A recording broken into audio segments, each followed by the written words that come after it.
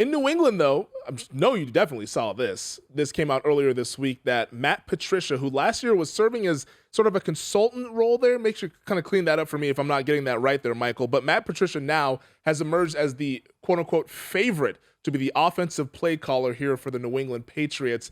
Patricia's known for being a defensive guy. I believe he started his coaching on offense, but made his name as a defensive coordinator, then was the head coach of the Detroit Lions before returning to Foxborough. But what do you make of this Patricia potentially calling plays for that offense and Mac Jones in year two? I don't buy it at all. I don't see how an offensive line coach can call plays. It's hard enough to get those five guys to play good, to make sure they handle the protections, to make sure that everything's copacetic in the run game, to make sure they're doing their job. You're focused on them. You're not seeing the game from above the stadium. You're seeing the game from the end zone level.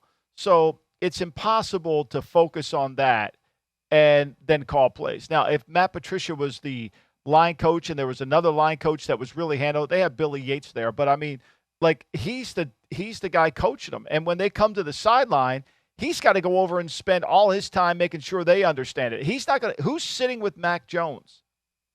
That's the key guy. That's the guy that's got to call the plays, because on Monday through Saturday, that personal relationship between the quarterback and the play caller manifests itself on Sunday. I like this. I don't like that. You know, against this look, I think we should do this. Okay. Do you like this play? No, I don't. I mean, that's a one-on-one relationship that is not just limited to veteran players. It's limited to whoever plays the position. And as the play caller, you never want to put that guy in an uncomfortable position. You never want to give him something that he's not comfortable. And so you have to have constant how can Matt Patricia coach the line and those 8-10 guys he's got to coach and then develop a relationship with the quarterback? It doesn't make any sense to me. Like, I think it's just somebody throwing stuff out there. And I wrote this for the Daily Coach last week. I mean, Belichick just doesn't give away titles and jobs. You got to earn it. Mm-hmm. I don't think he's going to allow somebody call plays that he hasn't seen call plays. So I think this preseason, we'll see a lot of that. We'll see who's calling the plays and how it works. If you were to guess today, who do you think the play caller is going to be for the New England Patriots? I think it's going to be Joe Judge. I think it has to be Joe Judge. He's coaching the quarterback. It has to be Joe Judge because he's seeing the game on all three levels. Matt Patricia's only watching the game on one level. That's the offensive line. The quarterback coach sees the game on level 1. That's the offensive line. He sees the game on level 2. That's the linebackers. He sees the game on level 3. Do you think if I went to any offensive line coach in the league during a game and said, how much cover 7 are they playing today? He'd have no idea. He wouldn't even care. He wouldn't even give a shit. He could care less. Cover 7, I don't give a shit. That 3 technique's kicking my ass. You know, they're playing it over front. They're playing it under. Oh, we got this, you know, they're getting in this double eagle look. That's all they care about, and that's their job. That's all they care about. They want to do that. That's what they're best at doing. Yeah, he can identify the Mike linebacker. That's where we start with the offensive line coach.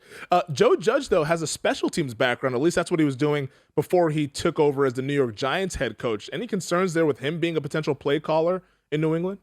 Oh, I think you have a lot of concern. Well, the 1 year he was in New England before he went to the Giants, he was the wide receiver coach. So he had some time there, but he wasn't really calling the plays. I mean, obviously he was on the headset during the game. Look, play calling in the NFL is hard. It's not Madden in your basement, Femi. Like, it ain't, you know, it's about, it's deliberate.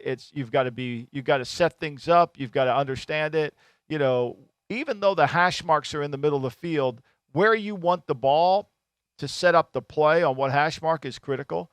And that's why I've always found great play callers are usually math. They have some math background in them. Josh McDaniels is a math major. You know, great play callers see the game in 3 dimensions. You know, and so they can really understand how to set things up. And it's it's a chess game. It's a chess board. And you're moving pieces. It's a hard job. It's not as easy as it looks. You know, in the 60s, when Johnny Unitas led, or in the 58, the greatest game ever, when they brought him back, he called every play. That ain't happening today. Yeah, that's to call plays and to also have to execute them. To me, it feels like that's next level football genius there. I know you mentioned a while back, one of our first episodes we did together, about how play callers would almost watch college football Saturday nights and kind of go through a script with their own plays of, okay, here's what I do in this situation, here's what I do. So many levels of complexity to offensive play calling in the NFL, Tori. It's like you said, it's not a pick it up and just go and run with it type of job. No, and you know what we don't get, and you know who doesn't get enough credit? It's just the way the game's set up by because we're such an offensive minded society that the defensive play caller really makes a difference. How you call the defense, how you set up the defense, what you do in the third quarter to adjust your defense to then give the offense more problems. I mean, we don't talk enough about a great defensive play caller who has the right blitz against the right front or anticipates the right blitz into the bootleg. I mean, those guys don't get enough love and praise. I think Dennis Allen does a great job with that. I think he's one of the best play callers on defense that you could find because he seems to always have a good handle on what's the next play. Thanks for watching the GM Shuffle with Michael Lombardi. And for more videos like this, make sure to subscribe to VSiN Live and the GM Shuffle podcast with Michael Lombardi, presented by DraftKings and VSiN, wherever you get your podcasts.